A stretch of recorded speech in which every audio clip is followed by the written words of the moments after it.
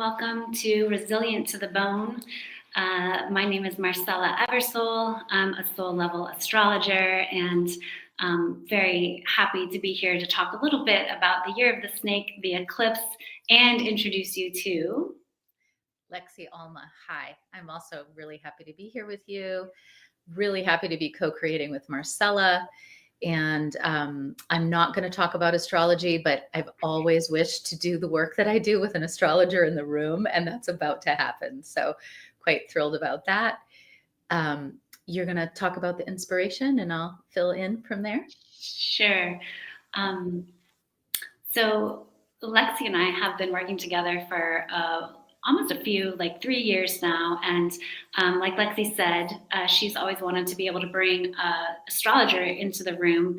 I'll let her talk a little bit more about her constellation work. But right now, with so many things happening on the planet that are encouraging us to really find what we're made of from a place that is supportive and effortless and not so much striving and working and trying to grow and build ourselves from a place of external reflection points as much. It just felt like the combination of who we are and the energies that we bring would really come together to help synergize that place of resilience that is just natural and inherent within us and who we are. And most of you all know that I do have some love affair with the Oregon coast. And so that Lexi lives there in Oregon, and I am very much surrounded by the East Coast energetics, but really love to be able to come out to that part of the world in the summer. It just felt like a real opportunity to create on that land. So that was the partial pieces of inspiration. There's a lot more, but that was one of the main ones that brought me forward. Yeah, so I forgot to say what I do. So I'm trained as a family therapist. I've worked in a ton of different arenas, but one of my favorite tools is systemic family constellation work, which is a practice appropriated from African culture and tradition. And we'll get into that and how I feel okay about that appropriation at some point. But for now, our work together, bringing the cosmos and the earth together in this particular spot. So I am sitting at the westernmost point of the contiguous United States. So I'm as west as we can go. And so just being in this natural environment where there's a wild ocean, I am hearing that wild ocean in my ears right now. And having a chance to be on this land, this stolen land, where we are all feeling so placeless. And that idea that Marcella brought of the working and the striving, what if for this little bit of time we slow down and just go to the deep, deep places and do the simple but not easy things. That's really what constellation work is about. It's deeply listening, it's slowing down, and it's being informed by the territories that we cannot see and that we cannot prove, which to me is uniquely feminine. And so that's why we're starting with a women's retreat, is to just really welcome that aspect into our lives. I think the other piece about this retreat is the living together, the cooking together, the choosing what we want to do when we want solo time, when we want communal time, swimming, paddling, walking beaches, and then coming together for structured work time. So this really, again, feminine, balanced work and play and depth is what we are inviting you into. Yeah, I'm going to drop a little more information about the retreat in the chat. I do just want to speak that it's going to be held the third weekend in July. And just re-emphasize what Lexi was saying, there really is something about emergent community and the ability to be in planned and adaptive spaces. And I feel like there's a piece of us that need to learn how to do that. And we have different muscles, right? Some of us are really good at scheduling and planning, and others are really, it's easier for them to be in the flow. And I keep finding again and again in circle spaces with people that often we create a situation where we want to be directed. And emergent space and emergent spaces where we have a combination of working with all of our different structures. For me, that's what I'm feeling when we talk about constellating our natures in nature, that we aren't just these fixed things, and we don't, it's like we're getting tired trying to hold ourselves in positions that no longer, it's like a yoga pose that hurts. And so the ability to be together for this time and actually try on and be very aware and intentional around what pieces of adaptation are maybe easy for us, what pieces of being planned and scheduled and actually showing up inside of commitment are easy for us. And then where are we at when there is something in which we're being asked to tune into something that is shared and being conjured, and being able to speak to that and trusting ourselves to be able to speak to that. So for me, there really is an evolutionary current that we're exploring in this retreat. And I just want to acknowledge that there's a mystical and structured element to how Lexi and I interface that I just think is going to be a real creative contribution to people's journeys right now. I agree. And I love the word emergent.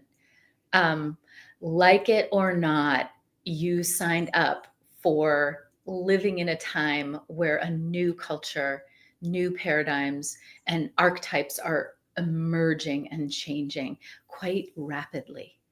And so a lot of us are experiencing that as fear, as trepidation, as exhaustion. And we are creating a container for the joy, the curiosity, the wonderment, the awe of what is happening. And just being able to shift from like, what is happening to what is happening, and living in that for some days together and collectively is going to be the richest medicine that I can really imagine.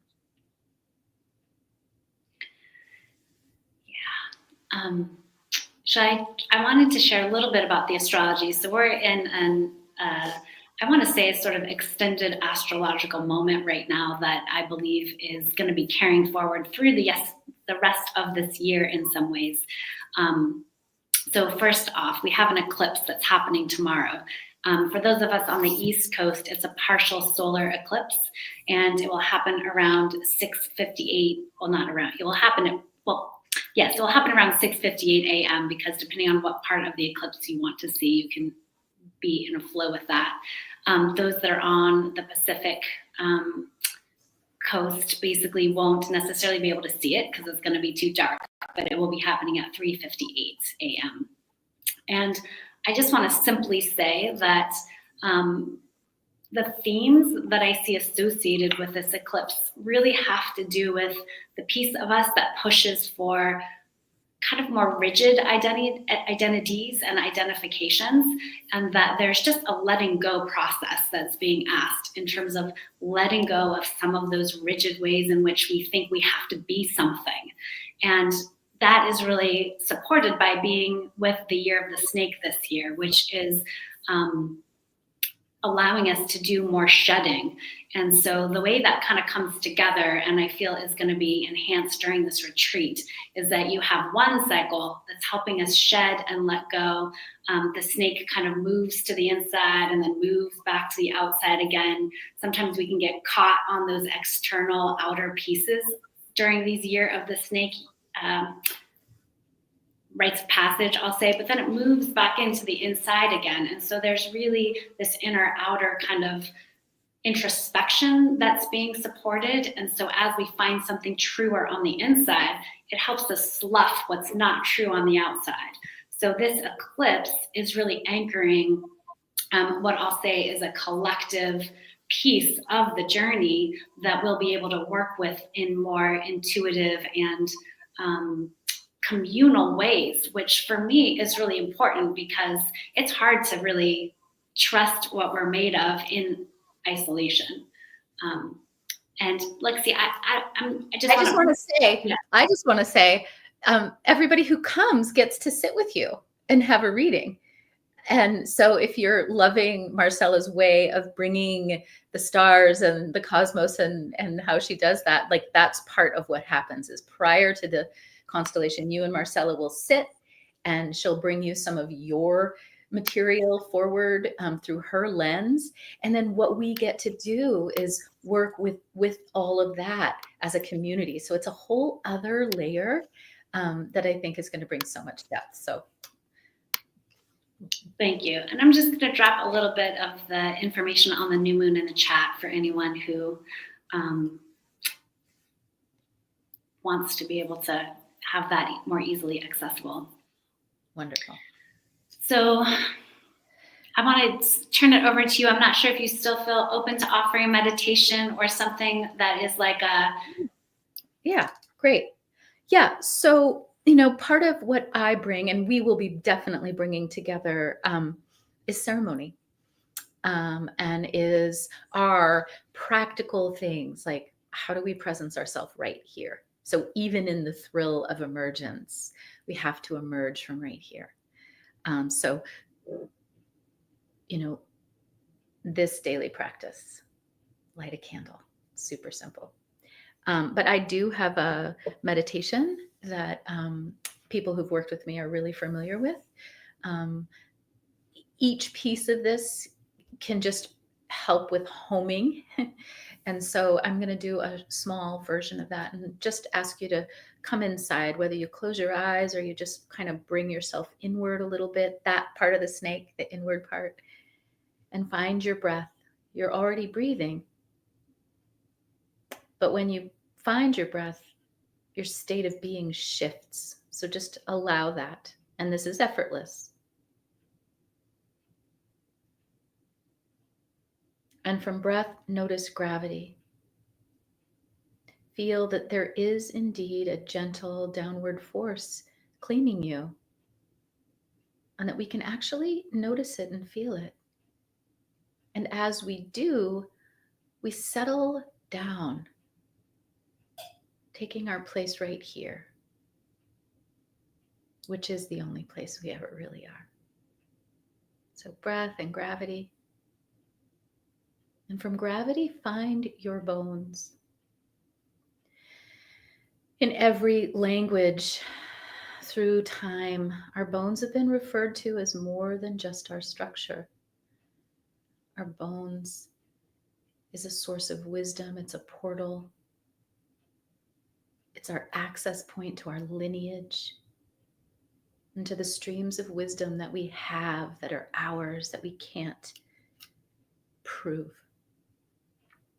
So breath and gravity and bones.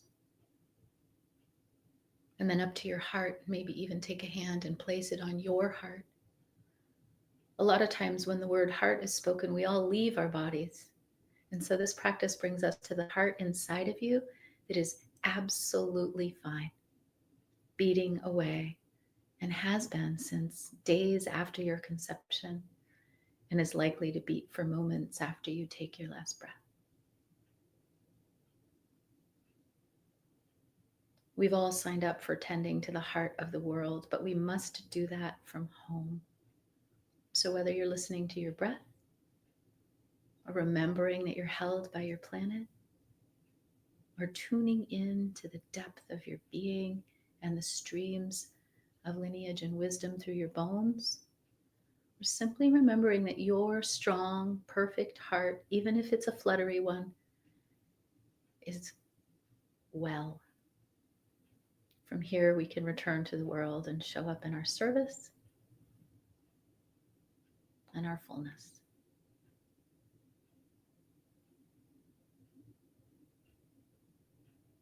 And that's any one of those pieces can be brought into your daily practice. And that's one of my bandwagons, I would say, is what can you do hour by hour, minute by minute to be right here?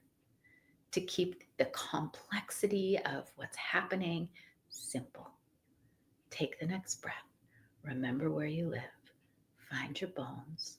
Use your heart.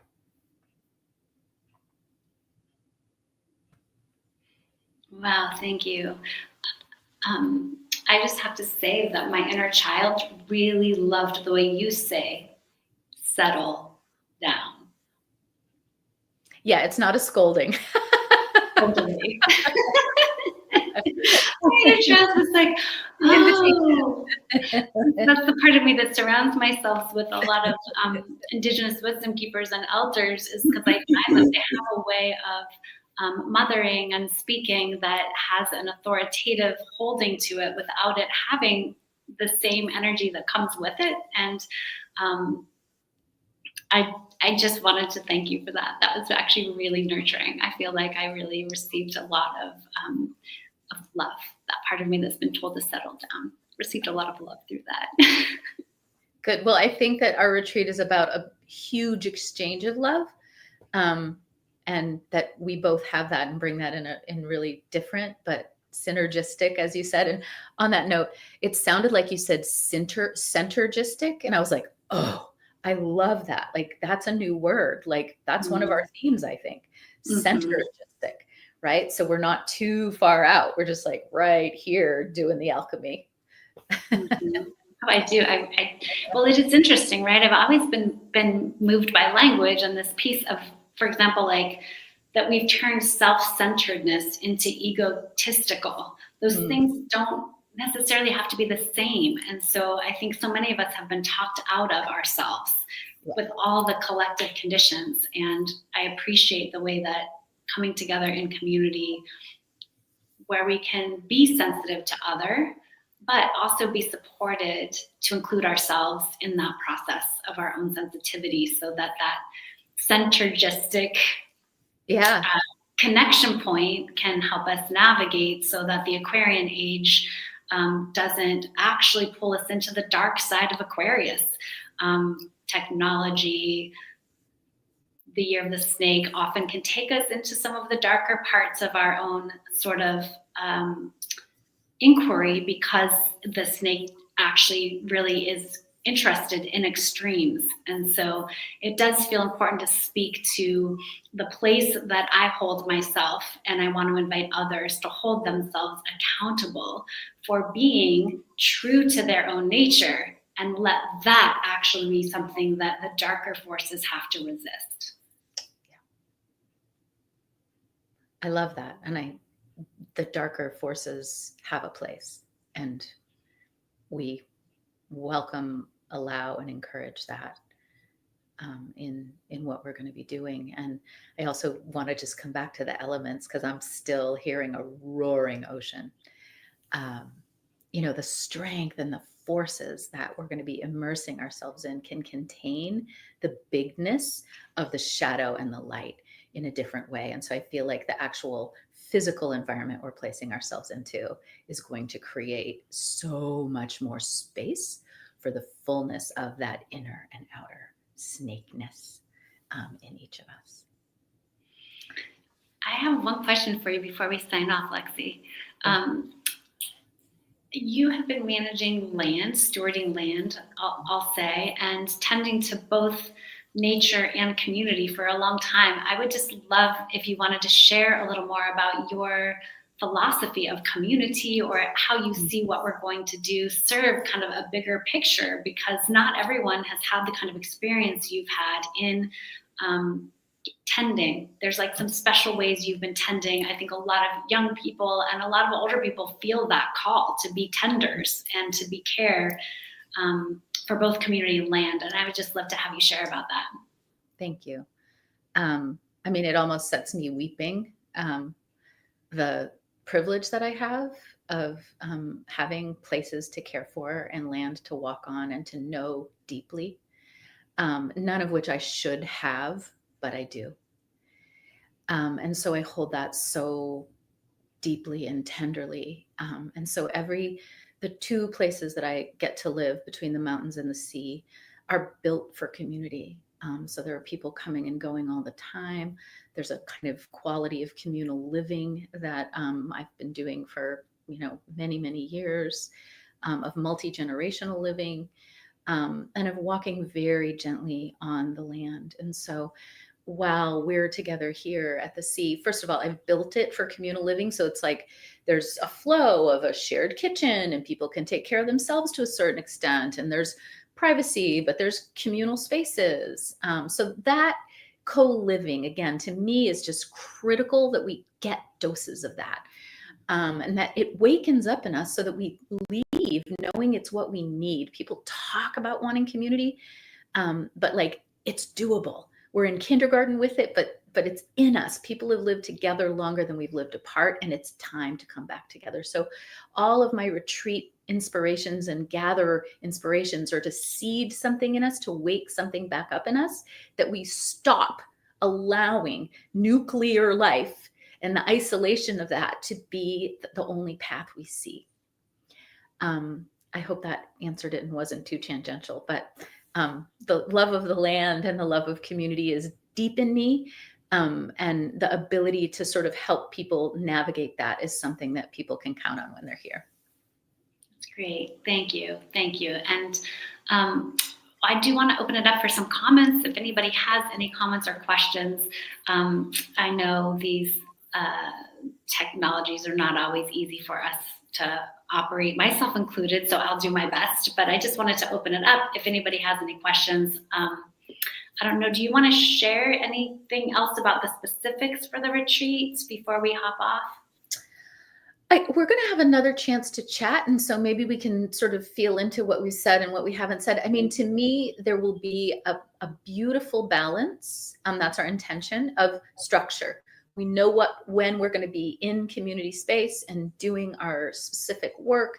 And then there will be lots of out-breath time when there will be choices. Do we want to take a really long walk on an abandoned beach? Do we want to climb a hill and look out over views? Do we want to jump on kayaks and paddle a lake or swim? So again, to me, there's going to be just a really nice flow. And it's emergent. Who's coming? The people coming and who they are going to help inform what the structure is going to look like. So that's exciting for us as people start to come in. The actual structures will emerge from there. Well, right? Is that your sense of things? That's great. Yeah, exactly. The details are on the website, and I hope that if anybody does have additional questions, that they'll reach out to Lexi or I. And yeah, I'm just glad to be in the flow of sharing about this. And I hope that all of you will really consider how being in community and exploring in a space where you're held, what pieces of you can be shed and what pieces you want to deepen inside of. And again, like Lexi said, both of us are we're not timid people in the dark. And so while there are different polarizations happening during these times that we might hold in different ways, that language can't always capture. All of you is welcome, and we are never avoidant at actually being able to hold context for the all of it. So, and I think the last thing I want to add is that most of what I will be doing with us is outside of language. So we have to use language still, but we will be working with energy. We will be working with the energies and the forces, and you will be building your confidence in understanding them and reading them and working with them yourselves. That's beautiful. And Lexi, I just want to say in closing how grateful I am for all of the experience that you bring to this and the ways that you've developed yourself so that, what do I say, like the more structures that have been provided for healing and service to come through that people may have more comfort with is now also giving way to a whole other part of your own expression in both the natural world and also just within your own sphere of innate gifts that you've been given in order to create such a space like this. I think it provides so much trust and so much accountability and integrity. So thank you for that. That has not been my path. And so I always feel deeply humbled and really honored to be able to work with folks that have the capacity to do both. Oh, well, thank you. And you've been very much by my side through this developmental process. And I'm so excited for you to bring your gifts into this container. Can't wait. Great. So in July, constellate your nature in nature through resilient to the bone. Please join us. Okay.